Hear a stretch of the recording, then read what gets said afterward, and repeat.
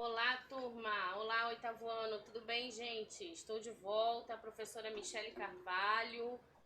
Hoje nós vamos fazer os exercícios que eu prometi, tá? Exercícios do livro, né? Do seu livro 2, tá legal? Então você me acompanha aí, tá? Pra gente poder colocar em dia as nossas atividades, ok? Ainda trabalhando aposto e vamos também ver aqui o vocativo, ok? Então vamos lá, prepara material, livro, caderno, tá bom? Pra na hora que eu estiver falando você não ficar enrolado, caramba, e agora? Onde é que tá? Então já prepara tudo e vamos começar, tá legal, gente? Então vamos lá, deixa eu preparar nosso slide aqui, dando aqui o nosso fundo. Deixa eu sair também para não te atrapalhar. Livro 2, página 24 a 29. Vamos trabalhar os exercícios, tá? Então, pega aí o seu livro, abre lá na página 24, ok? A gente tem um texto aí para iniciar, tá? Então, eu vou fazer a leitura desse texto com vocês, tá bom? Abriu? Já pegou seu livro? Já estou com o meu aqui, em mãos. Tá? Página 24 do livro, ó. Esse texto aqui que nós vamos ler, beleza? Então vamos lá. É uma biografia, né? Você deve estar estudando esse gênero aí em redação, tá? Nós vamos fazer essa leitura porque a gente precisa dela para identificar os apostos que aparecem nesse texto, ok? Então vamos lá. Preste atenção, leia aí comigo, acompanha a leitura, ok? Machado de Assis. Machado de Assis, Joaquim Maria Machado de Assis. Observa que está entre parênteses, ok? O nome completo dele, tá? Então, olha só. Jornalista, contista, cronista, romancista, tudo entre vírgulas, tá vendo? Poeta e teatrólogo. Nasceu no Rio de Janeiro, em 21 de junho de 1839. E faleceu também no Rio de Janeiro em 29 de setembro de 1908. É o fundador da cadeira número 23 da Academia Brasileira de Letras. Velho amigo e admirador de José de Alencar, que morrera cerca de 20 anos antes da fundação da ABL. Era natural que Machado escolhesse o nome do autor de O Guarani para seu patrono. Ocupou por mais de 10 anos a presidência da Academia, que passou a ser chamada também de Casa de Machado de Assis. Filho do pintor e dourador Francisco José de Assis e da açoriana Maria Leopoldina Machado de Assis. Perdeu a mãe muito cedo, pouco mais se conhecendo de sua infância e início da adolescência. Foi criado no Morro do Livramento. Sem meios para cursos regulares, estudou como pôde e em 1854, com 15 anos incompletos, publicou o primeiro trabalho literário, o soneto A Ilma Senhora de P.J.A. No periódico dos pobres, número datado de 3 de outubro de 1854. Em 1856, entrou para a imprensa nacional como aprendiz de tipógrafo e lá conheceu Manuel Antônio de Almeida, que se tornou seu protetor. Em 1858, era revisor e colaborador no Correio Mercantil. E em 1860, a convite de Quintino Bocaiúva, passou a pertencer à redação do Diário do Rio de Janeiro. Escrevia regularmente também para a revista O Espelho, onde estreou como crítico teatral, a Semana Ilustrada e o Jornal das Famílias, no qual publicou de preferência contos. Então está aí um pouco da biografia de Machado de Assis, né? Nosso grande nome aí da literatura, tá? Você já tinha ouvido falar de Machado de Assis? Que obras desse escritor você conhece? E aí, gente? Existem muitas obras, né? Inclusive, quando vocês estiverem no ensino médio, vocês vão estudar literatura, tá? E vocês vão conhecer mais a fundo aí Machado de Assis. Então, ele tem obras aí escritas, como Dom Casmurro, Memórias Póstumas de Brás Cubas, tá? E vocês vão trabalhar, reconhecer características, identificar o tempo, o momento, tá? E entender como ele escrevia. Vai ser muito bacana esse momento chegar, tá bom? Na letra B, é uma resposta também pessoal, né? Das informações apresentadas nessa biografia, qual chamou mais a sua atenção? E por quê? Então, a ideia é que a gente pudesse comentar, né? Infelizmente, a gente não está podendo comentar. Não estamos juntos. Mas pense nisso. O que foi mais interessante? Será que, caramba, só com mente com 14 anos, né? 15 anos incompleto, ele já conseguiu publicar o seu primeiro trabalho literário novinho, né, gente? Parou para pensar nisso? Pois é. O que mais? O que pode ter te chamado a atenção aí, né?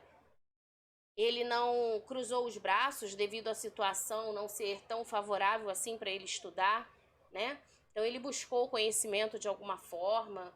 Então, olha só como é interessante a gente conhecer a biografia de algumas pessoas, de algumas personalidades, né? Pessoas que são notórias, que fizeram aí algo, né, de precioso, algo de valor no nosso meio, né, na sociedade, tá? Então é muito interessante pensar nos feitos, né, dessa pessoa, ok? Na questão 2, estamos na página 24 do seu livro, tá? Observe os termos destacados na biografia. Então vamos lá. Ó, página 24, exercício número 2, tá? E agora a gente começa aí retomando os assuntos com relação à gramática, né? O aposto e logo em seguida vamos falar sobre o vocativo, tá? Primeira coisa, observe os termos que estão destacados na biografia. Então a gente tem aí a que cada um dos termos se refere. Então você tem que identificar, né? João Maria Machado de Assis se refere a quê? Será que é o nome da revista, é o nome do pintor, é o nome do Machado de Assis? Francisco José de Assis na letra B se refere a quê? E Machado de Assis, né? E o espelho quer dizer aqui, ó, João Maria Machado de Assis, Francisco José de Assis e o espelho. A quem se referem esses três nomes? A revista, ao pintor e dourador ou a Machado de Assis?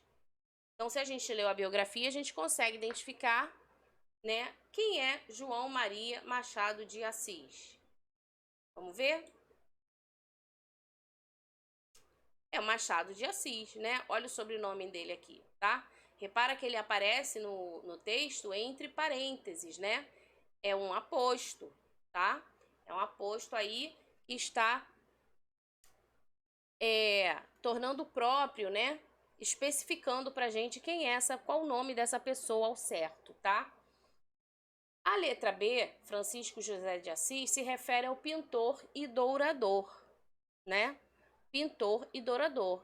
Quem foi esse? Foi o pai dele, o pai do escritor Machado de Assis, tá? E o espelho, gente? A que se refere o espelho? Espelho aí é o nome da revista, né? A revista que ele escrevia regularmente, tá? Ele acabou estreando, então, na revista como um crítico teatral, ok? Então, ficou aí letra C, B, A, tá bom? Página 24, exercício número 2. Fizemos, então, essa primeira correção aí dessa página, ok? Vamos para a página 25, tá? E continua com a pergunta, né, sobre a biografia que nós lemos. Com que função as expressões destacadas no texto foram utilizadas? Então, se você observar lá no texto, tem algumas palavras que estão em negrito, não é isso? Por isso estão destacadas, tá? Mas com qual objetivo, gente? Qual foi o objetivo de destacar essas palavras no texto? E aí, será que foi só para chamar a atenção? Será que foi para explicar alguma coisa? para trazer uma informação mais clara, mais específica? Vamos ver a resposta? Vamos lá. Exatamente, né? Quando ele coloca em negrito essas palavras, ele quer explicar e ampliar essa informação, a fim de quê? De especificar do que trata o assunto em questão, tá? Então, quando ele coloca ali em negrito, quando ele chama a nossa atenção para aquela palavra, é porque ele quer tornar a informação mais específica, tá? Ele quer explicar para a gente, ele quer fazer com que a gente consiga ter uma noção maior, ampliar aí o nosso conhecimento, ok? Então, responde aí direitinho, tá? No seu caderno, ok? Vamos então para a letra C. Se você achar que está muito rápido, pausa o vídeo, copia devagar no seu tempo, organiza aí o seu material, tá legal? Depois você volta e continua aí ouvindo e pegando as explicações, tá? Na letra C, nós temos o seguinte: essas expressões são essenciais para dar sentido ao texto, ou elas são elementos acessórios, isto é, apresentam uma informação complementar, que, caso não apareça, não altera o sentido do texto. E aí, gente? Quem lembra da aula passada? Nós falamos sobre aposto, não é isso? E nós vimos que o aposto é um termo acessório, né? Muito bem. Se ele é um termo acessório, ele não é obrigatório, correto? Então, isso quer dizer que essas informações aí, elas são informações complementares, são informações acessórias, tá? Então, olha só, responde dessa forma. Essas expressões, elas apresentam uma informação complementar, ampliando determinado significado, tá? Elas não são essenciais, elas podem ser excluídas sim, não vai ter alteração de sentido no texto, ok? O importante é a gente saber, elas também são importantes ali porque elas acabam trazendo mais informação, elas acabam especificando pra gente, né? Trazendo mais clareza, tá? Mais informação, ok? Mas não é que elas sejam obrigatórias, né? Entendeu? Então tá bom, anota aí.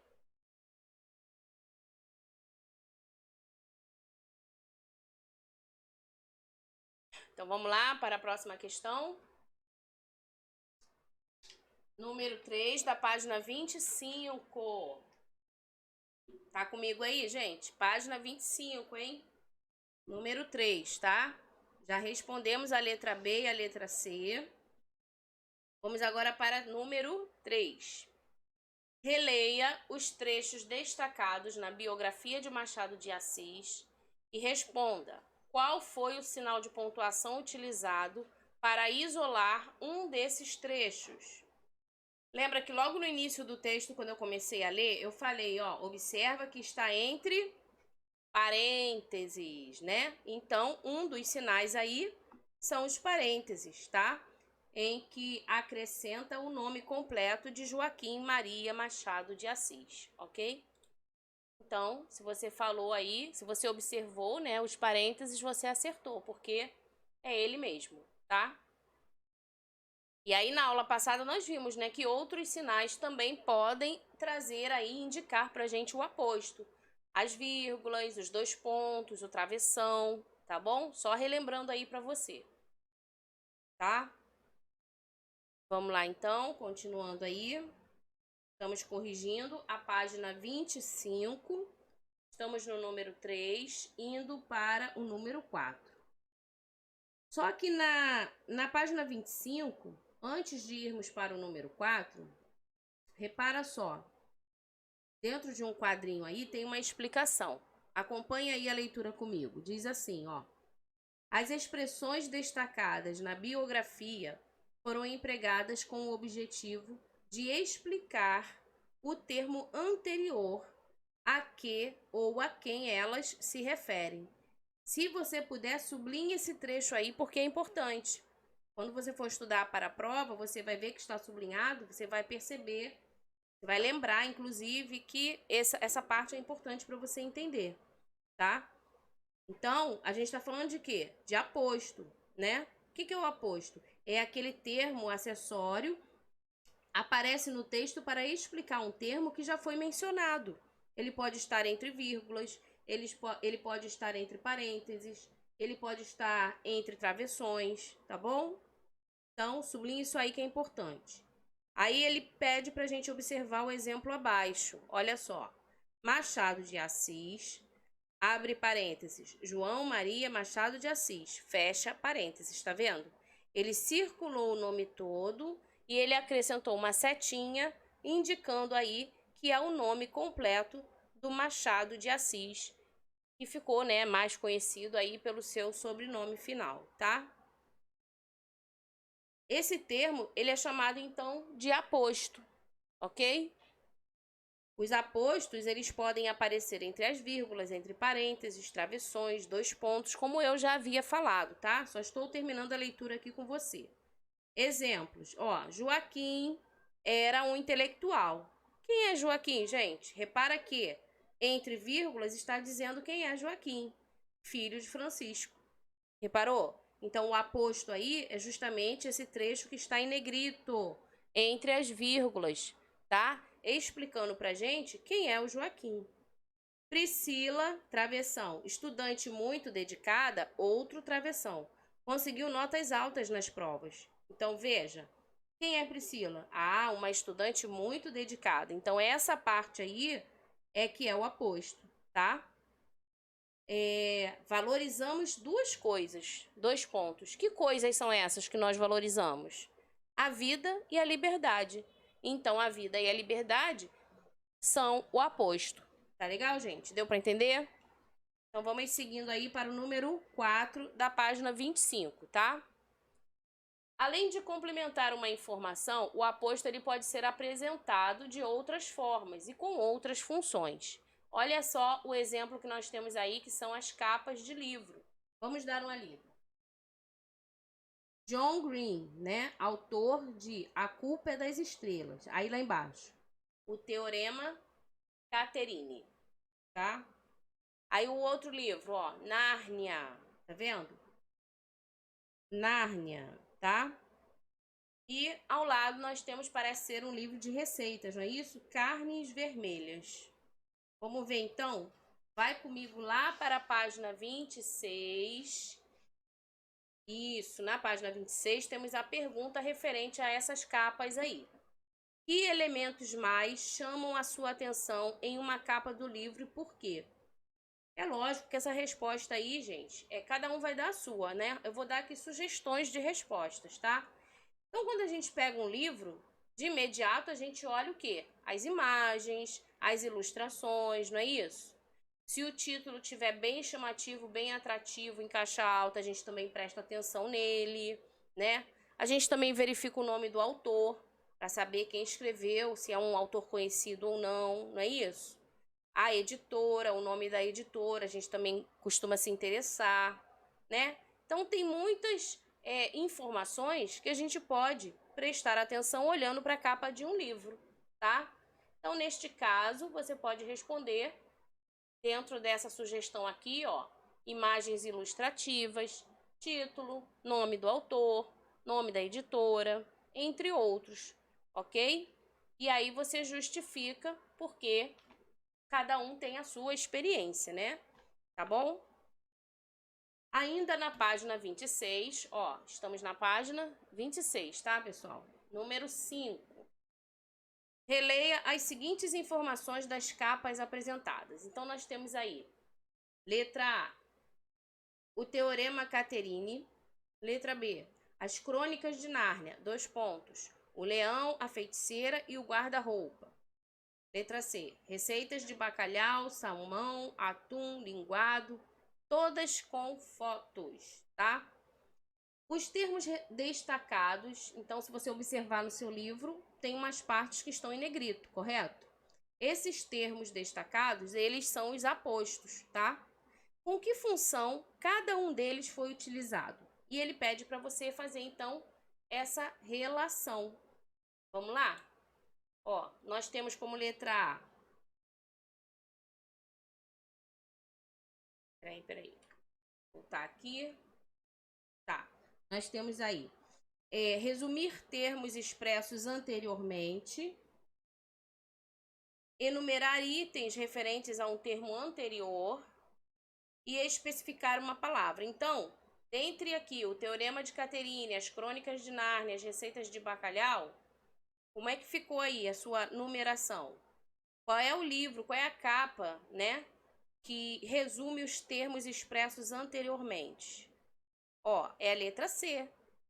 Quando ele diz ali todas com fotos, o que significa esse todas? As receitas de bacalhau, de salmão, de atum, de linguado, repara, ele vem especificando cada uma delas, tá bom? Então a primeira aí é a letra C, tá? Logo embaixo ele diz assim: enumerar itens referentes a um termo anterior. Qual é então a capa capa do livro aí, no caso, que enumera esses itens? Letra B, né? Olha aqui, as Crônicas de Nárnia. Esses dois pontos aqui traz pra gente essa enumeração, ó, o leão, depois a feiticeira, depois o guarda-roupa, tá vendo? Isso aqui é o aposto, tá? Aposto enumerativo. E sobrou pra gente a letra A, em que especifica uma palavra, né? O teorema Caterine, ok? Que teorema é esse, né? Caterine, ele vem então especificando, tá?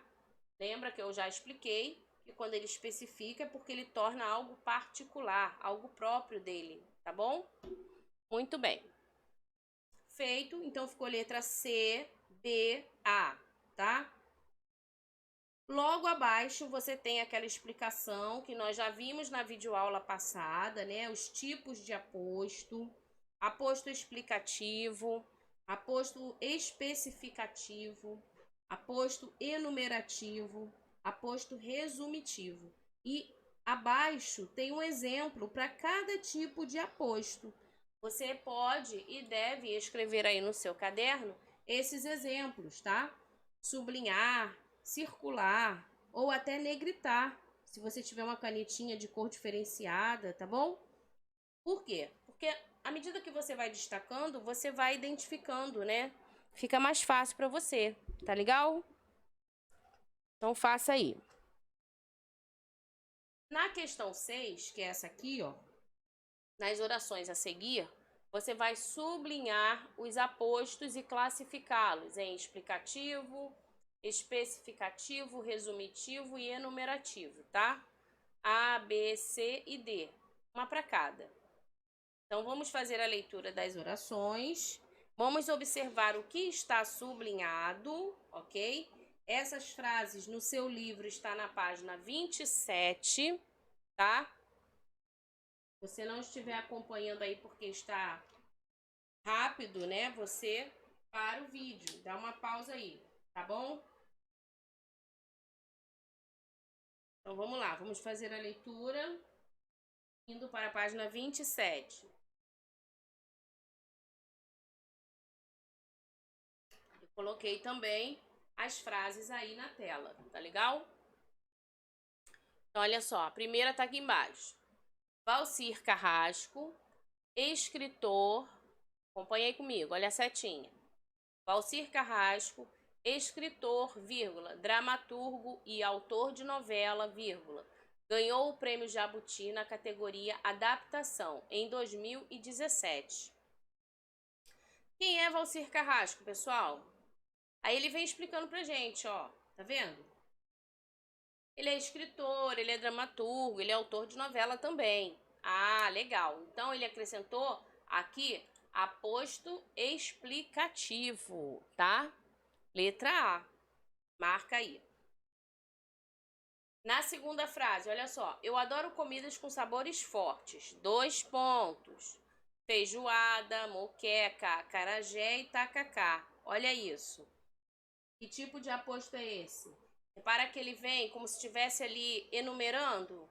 Exatamente. Então, nós temos a letra D. É um aposto enumerativo, tá? Terceira frase. Observe aí comigo. saúde, vírgula, educação, vírgula, segurança e cultura. Tudo, observa que o tudo está sublinhado, tá? Tudo isso é essencial para melhorar um país. Então, ele acaba resumindo, né? Não é isso? Letra C, aposto resumitivo, tá? Quarta frase. A música Roda Viva pertence ao compositor Chico Buarque. Olha só, é uma música particular, própria, específica, não é isso? Ele acrescenta o nome da música. Então, aqui nós temos que tipo de aposto? Especificativo, letra B, tá? Muito bem. E na última frase, nós temos então Júlia, vírgula, do oitavo A, vírgula, é muito inteligente.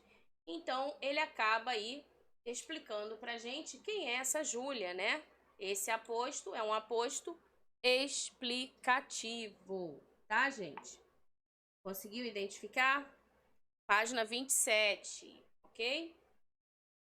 Corrija aí.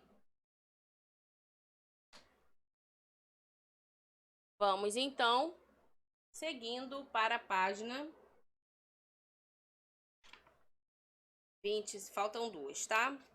Aqui na 27 ainda, nós vamos falar sobre vocativo. Eu tinha dado uma pincelada na aula passada, lembra? O vocativo é um chamamento, né? A gente utiliza um nome, por exemplo, para chamar alguém num texto, num diálogo, né? Então, esse nome que a gente utiliza para chamar alguém é o vocativo, tá? Na página 27, ele traz aqui pra gente, lê aí comigo, acompanha aí comigo, tem uma historinha aí, né? Da Suriá, tá? Ó, e aí, essa aqui, tá? E aí, vamos fazer essa leitura rapidinho pra gente poder identificar o vocativo aí, tá bom? Diz assim: olha, Suriá, para, eles estão conversando. Um sanduíche de mortadela com goiabada, o meu favorito. Aí ela vira olhando, né? Depois ela aponta. Cuidado, tio Flip, pode ser uma isca. E ele fala, bobagem, quem ia querer me pescar? E ela, adivinha? E realmente, né, era uma isca. Olha lá, o Bleuco acertou, tá vendo? Então, voltando aqui para a letra A, vamos lá. Tranquilo, né? Dá pra gente identificar aí fácil.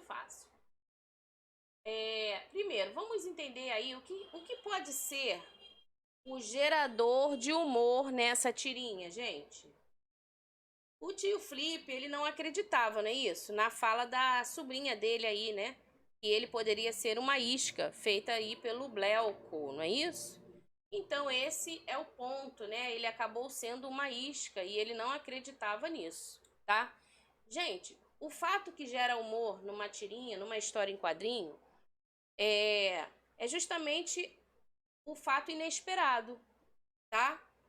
Não é que você, professora, eu não achei graça, não. Não tem a ver muito com essa questão de achei graça ou não. O fato gerador aí, gente, é justamente o inesperado, é o inusitado, é o que acontece aí que quebra uma expectativa, tá? Ele acreditava que estava tudo normal, que ele não seria isca, e de repente ele é e alguém pega ele, então aí é que é o momento, é o fato gerador, tá bom? Na letra B, que ação realizada pelos personagens permitiu o desenvolvimento da situação? Pede para que você comente a sua resposta, né, oralmente. A gente vai escrever, já que estamos aí fazendo a correção do exercício no livro, tá? Estamos na página 27, você acompanha aí comigo. Então, olha só. Que ação realizada pelos personagens permitiu o desenvolvimento da situação? A ação, gente, é o fato deles estarem pescando, não é isso? Tá? O tio Flip e a Suriá estão pescando. Esse é o fato, ok? Essa é a ação, na verdade, tá? Que permitiu aí todo o desenrolar da história. Eles foram pescar e aí acontece o que aconteceu. Número 2. Releia os 2 primeiros quadrinhos da tira. Com que intenção os nomes dos personagens são ditos? Qual é a intenção? O nome dos personagens são utilizados para quê? Quando é que você utiliza o nome de alguém? Quando é que você chama alguém? Né? Primeiro que você precisa falar com essa pessoa, lógico. Mas a ideia no texto é o quê? Você especifica quem você está chamando, não é isso? Você torna particular a conversa. Então, no caso aqui, ó, eles são utilizados para especificar quem é o interlocutor, ou seja, com quem ela está falando ou vai falar, tá bom? Então, esse nome utilizado aí, né, que é um vocativo, tá? Ele é utilizado para especificar o interlocutor. No caso aí é o tio da Suriá. Letra B. De que forma os nomes dos personagens aparecem isolados nas frases?